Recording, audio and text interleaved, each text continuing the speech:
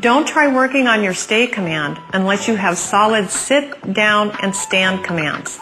You will set both you and your dog up for failure if you do. Like the recall command, the stay command can be used as a safety command as well. Don't be in a hurry to add distance and time to your stay if your dog won't stay while sitting directly in front of you. Now, begin with your dog sitting directly in front of you.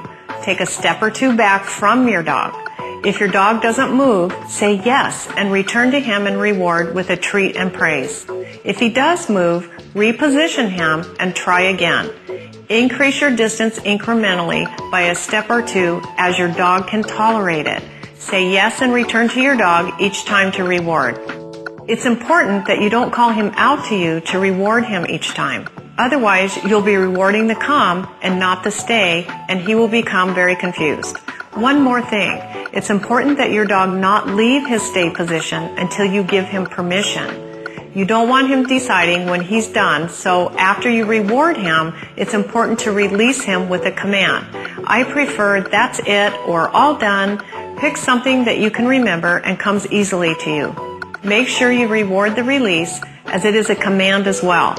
When your dog becomes dependable at both short distances and durations, say 5 to 10 seconds, start adding your hand signal and verbal command just before you say yes and return to your dog to release him. As he becomes more dependable, start delivering your verbal command and hand signal a few seconds before you return to him, maybe 3 to 5 seconds into the stay before you return to reward and release. Always add your yes just before you return to your dog. As he becomes familiar and more dependable with the stay practices, start adding your hand signal and verbal command just as you leave him to walk away. And of course, the last step will be to add your hand signal and verbal command just before you walk away.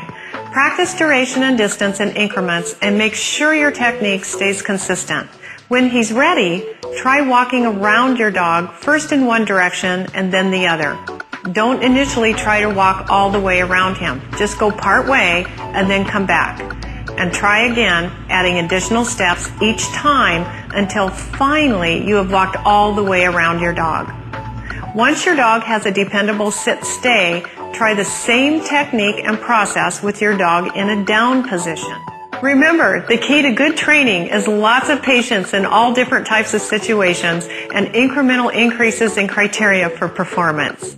And as always, with lots of patience, praise, and consistency, your dog will have a solid foundation in obedience skills.